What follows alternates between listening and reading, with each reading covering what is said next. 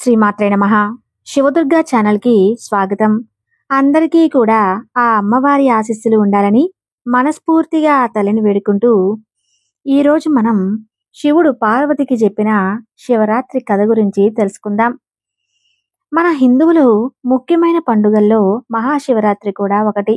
ఎంతో మంది శివభక్తులు సంవత్సరంలో కూడా ఈ పండుగ కోసం ఎదురు చూస్తూ ఉంటారు.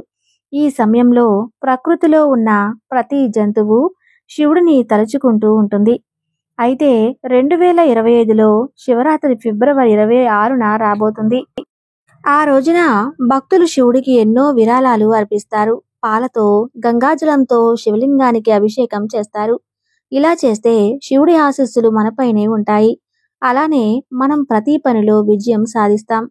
మహాశివరాత్రి రోజున శివుని భక్తులందరూ ఒక ప్రత్యేకమైన వ్రతం చేస్తారు. ఈ వ్రతానికి చాలా త్వరగా ఫలితం లభిస్తుందని భక్తులు చెబుతుంటారు. అయితే మహాశివరాత్రి రోజు చేయబోయే వ్రతం గురించి మన పురాణాలు కూడా వర్ణించబడింది. ఈ వ్రతాన్ని ఎలా చేయాలో అనే దాని గురించి ఎన్నో సూచనలు మన పురాణాల్లో క్లియర్గా చెప్పబడ్డాయి. వ్రతం చేసేవారు రోజు మొత్తం ఉపవాసం ఉండాలి. కేవలం పండ్లు మాత్రమే తినాలి.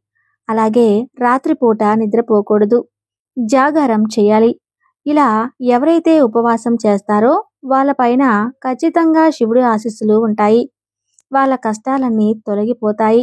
వీటితో పాటు చెడు శక్తుల ప్రభావం తగ్గుతుంది. శివరాత్రి రోజున ఉపవాసం ఉండటంతో పాటు వ్రతం చేసే భక్తులు ఖచ్చితంగా మహాశివరాత్రి కథను వినాలి. ఈ కథ వింటేనే వ్రతం పూర్తవుతుంది. దీనివల్ల అన్ని పాపాలు తొలగిపోతాయి. మనం కోరికున్న కోరిక కూడా తీరుతుంది. అందుకనే మీరు కూడా మహాశివరాత్రి కథను ఖచ్చితంగా వినాలి. విని వ్రతాన్ని ఆచరించాలి. ఇప్పుడు మనం ఈ వీడియోలో పురాణాలలో చెప్పబడిన మహాశివరాత్రి యొక్క కథ గురించి క్లియర్గా చెప్తాను. ఈ కథను సాక్షాత్తు శివుడు పార్వతీదేవికి చెప్పాడు. ఈ కథను వినే ముందుగా మన ఛానల్ని లైక్ చేసి సబ్స్క్రైబ్ చేసుకోండి. ఒకసారి పార్వతీదేవి మరియు శివుడు కైలాసంలో విశ్రాంతి తీసుకుంటున్నారు. ఇంతలో పార్వతీదేవి శివుడితో మాట్లాడుతూ, ప్రభు, మృత్యులోకంలో కూడా మీరు ఉండాలంటే ఏం చేయాలి? అలానే ఈ వ్రతం చేస్తే చనిపోయిన వారి పాపాలు తొలగిపోతాయా? ఏ వ్రతం చేస్తే మోక్షం ప్రాప్తిస్తుందని ప్రశ్నించింది. మహాశివరాత్రి రోజు చేసే వ్రతం గురించి చెప్పాడు పార్వతికి. ఒకానొక సమయంలో మధ్య దేశంలో ఒక ఊరిలో చిత్రబాణుడు అనే ఒక వేటగాడు ఉండేవాడు. అతను ప్రతిరోజు జంతువులను వేటాడి తన కుటుంబాన్ని పోషించుకునేవాడు. కానీ అతను చాలా పేదవాడు. అందుకనే అతను తన కూతురి పెళ్లి చేయడానికి ఒక వ్యాపారి దగ్గర అప్పు చేశాడు. కానీ నిర్ణీత సమయంలో అతను ఆ అప్పుని తీర్చలేకపోయాడు. దాంతో వ్యాపారి వెంటనే చిత్రబాణుడి దగ్గరకు వచ్చి అతన్ని తీసుకెళ్లి ఒక చెరసాలలో బంధించాడు. ఆ రోజు శివరాత్రి కావటంతో పండితులందరూ శివపురాణంలో కొన్ని కథలను భక్తులకి చెబుతున్నారు. ఈ కథలు చెరసాలలో కూర్చున్న చిత్రబాణుడు కూడా వినిపించాయి. దీంతో అతను చాలా శ్రద్ధగా ఆ కథలు విన్నాడు. సాయంత్రం పూట వ్యాపారి అప్పును తీర్చమని చిత్రబాణుడు అడగగానే అప్పుడు చిత్రబాణుడు, నేను రేపటికల్లా అప్పు మొత్తం తీర్చేస్తాను, దయచేసి నన్ను ఈరోజు వదిలేయండి అని చెప్పాడు. వ్యాపారి కూడా చిత్రబాణుడు చెప్పిన మాటలు నమ్మి అతన్ని వదిలేశాడు. చిత్రబాణుడు చెరసాల నుంచి బయటకు రాగానే మళ్ళీ వెంటనే వేటాడడానికి వెళ్ళిపోయాడు. ఎందుకంటే అతను జంతువులను వేటాడి వాటి యొక్క కొమ్ములను, దంతాలను, చర్మాన్ని, మాంసాన్ని అమ్మి డబ్బు సంపాదించి ఆ డబ్బుతోనే అతను వ్యాపారి దగ్గర తీసుకున్న అప్పును తీర్చేద్దామని అనుకున్నాడు. ఈ ఉద్దేశంతోనే అతను అడవికి వెళ్ళాడు. జంతువులను వేటాడడం కోసం అడవి మొత్తం వెతుకుతూనే ఉన్నాడు. దీంతో అతనికి చాలా దాహం వేసింది. మరోవైపు అతనికి ఆకలి కూడా వేస్తుంది. జంతువులను వెతుక్కుంటూ వెళ్లిన అతనికి అడవి మధ్యలో ఒక చెరువు కనిపించింది. అందులోని నీళ్లు తాగి చిత్రబాణుడు అక్కడున్న ఒక మారేడు చెట్టు పైన కూర్చొని జంతువుల కోసం ఎదురు చూస్తున్నాడు. కానీ ఆ చెట్టు కింద ఒక శివలింగం కూడా ఉంది. కానీ చిత్రబాణుడు దాన్ని అస్సలు గమనించలేదు. ఆ చెట్టు మీద ఎవరికీ కనిపించకుండా దాక్కోవడానికి ఆ చెట్టు యొక్క ఆకులను తుంచి కింద పడేసి మంచి ప్రదేశాన్ని వెతుక్కుంటాడు. కానీ అతనికి తెలియకుండా మారేడు చెట్టు కింద ఆకులన్నీ శివలింగం పైన పడుతున్నాయి. ఆ రోజు మహాశివరాత్రి. మారేడు చెట్టు ఆకులు శివలింగం పైన పడడంతో శివుడికి పూజ జరిగింది. అతనికి తెలియకుండానే అతను శివుడిని పూజించాడు. కాసేపటికి రాత్రి రాత్రి కాగానే అక్కడ చెరువులో నీళ్లు తాగడానికి ఒక జింక వచ్చింది. కాని అది గర్భంతో ఉంది. వెంటనే చిత్రబాణుడు బాణాన్ని లాగి దానివైపు లక్ష్యంగా పెట్టాడు. అది గమనించిన జింక ఆ వేటగాడితో, నేను ఒక గర్భవతిని. కాసేపట్లో నా సంతానం ఈ భూమి మీదకి రాబోతుంది. ఒకవేళ నువ్వు నా పైన బాణంతో దాడి చేస్తే ఒకేసారి 2 అమాయక జంతువుల ప్రాణాలు తీసిన వాడవుతావు. నీకు పాపం తగులుతుంది. అందుకే నేను నా సంతానానికి జన్మనిచ్చి వెంటనే తిరిగి నీ దగ్గరకు వచ్చేస్తాను. అప్పుడు నువ్వు నన్ను చంపేయమని చెప్పింది. ఆ మాట విన్న వెంటనే వేటగాడికి ఆ జింక పైన జాలి కలిగింది. అందుకే ఆ జింక చెప్పిన మాటలను అతను అంగీకరించాడు. జింక కూడా వెంటనే అక్కడి నుంచి వెళ్ళిపోయింది. కాసేపటికి అక్కడికి మరొక జింక వచ్చింది. దాన్ని చూసి ఆ వేటగాడు చాలా ఆనందించాడు. అది దగ్గరికి రాగానే ఒక బాగనాన్ని దానివైపు గురిపెట్టాడు. అప్పుడు ఆ జింక, నేను నా భర్త కోసం వెతుకుతున్నాను. నా భర్త ఎక్కడికి వెళ్ళాడో తెలియట్లేదు. ఒకసారి నేను నా భర్తతో కలిసి మళ్ళీ తిరిగి వస్తాను. కాసేపటి వరకు మీరు నన్ను వదిలేయండి అని వేడుకుంటుంది. జింక చెప్పిన మాటలకి వేటగాడి హృదయం కరిగిపోయింది. అందుకే అతను ఆ జింకను కూడా వదిలేశాడు. ఇలా ఆ వేటగాడు 2 సార్లు తనకు దొరికిన జంతువులను వదిలేశాడు.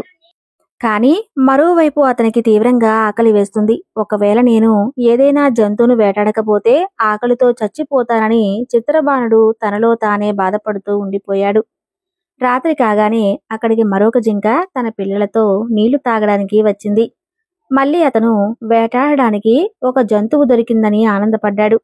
ఈసారి కూడా చిత్రబాణుడు ఆ జింక వైపు గురిపెట్టగానే ఆ జింక భయపడి, నేను నా పిల్లలని నా భర్త దగ్గర విడిచిపెట్టి వస్తాను.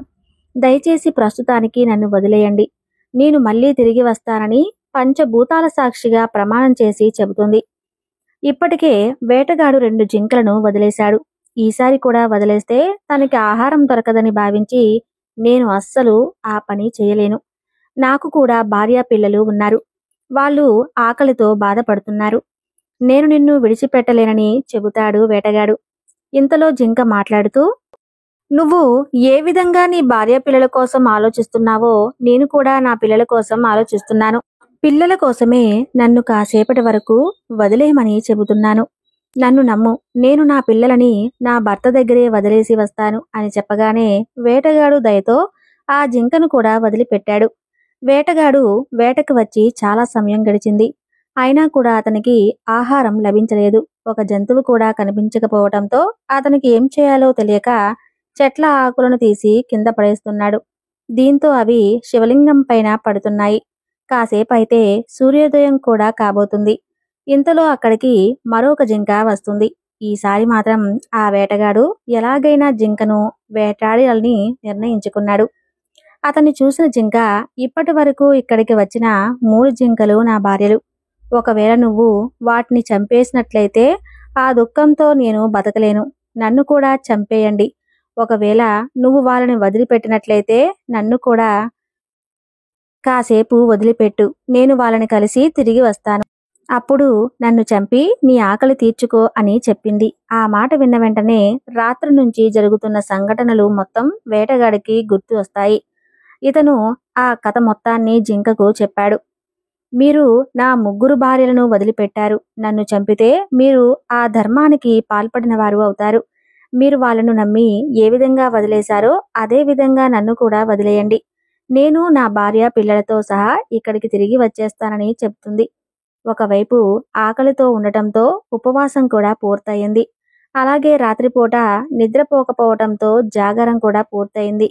దీంతో అతనికి తెలియకుండానే అతను వ్యక్తం చేశాడు. శివలింగం పైన మారేడు ఆకులను వేయటంతో వేటగాడి కఠిన హృదయం నిర్మలంగా మారిపోయింది. మనసులో దయాభావం కలిగింది. అతను ఇప్పటి వరకు చేసిన పాపాలను గుర్తు తెచ్చుకొని చాలా బాధపడుతున్నాడు. కాసేపటికే అక్కడికి జింకలు అన్నీ వచ్చాయి. అవన్నీ కూడా వేటగాడి చేతిలో చనిపోవాలనే ఉద్దేశంతోనే వచ్చాయి. జింకల మధ్య ఉన్న ఈ ప్రేమని మరియు మాట మీద నిలబడే స్వభావంని చూసి వేటగాడికి జ్ఞానోదయమైంది. దీంతో అతని కళ్ళ నుంచి కన్నీళ్లు బయటకు వచ్చాయి. జింకలను చంపకుండా మనసులో నుంచి హింసాభావాన్ని తీసేసి అతను వాటిని వదిలేశాడు. మరోవైపు దేవలోకం నుంచి దేవతలు కూడా ఈ సంఘటనని చూస్తూ ఉన్నారు. ఈ దృశ్యాలను చూసిన వెంటనే వాళ్ళు కూడా ఆనందించి పూల వర్షం కురిపించారు. ఆ సమయంలో ఒక పుష్పక విమానం అడవిలోకి వచ్చింది. ఆ వేటగాడు ఇంకా జింకలు అన్నీ ఆ పుష్పక విమానంలో కూర్చుని మోక్షాన్ని పొందాయి. ఈ విధంగా శివుడు పార్వతీదేవికి మహాశివరాత్రికి సంబంధించిన కథను వివరించాడు. ఎవరైతే స్వచ్ఛమైన మనసుతో నన్ను పూజిస్తారో వాళ్ళ పాపాలను నేను తొలగిస్తాను. జంతువులను హింసించిన వేటగాడి పాపాలను కూడా నేను హరిచేస్తాను. వాళ్ళకి ముక్తి కలిగిస్తాను. వాళ్ళకి ముక్తి కల్పిస్తానని శివుడు పార్వతీదేవికి చెప్పాడు. ఈ విధంగా పార్వతీదేవి ప్రశ్నకు సమాధానం దొరికింది. మహాశివుడు వేటగాడి ఒక కఠినమైన హృదయాన్ని కూడా చాలా కోమలంగా మార్చేశాడు.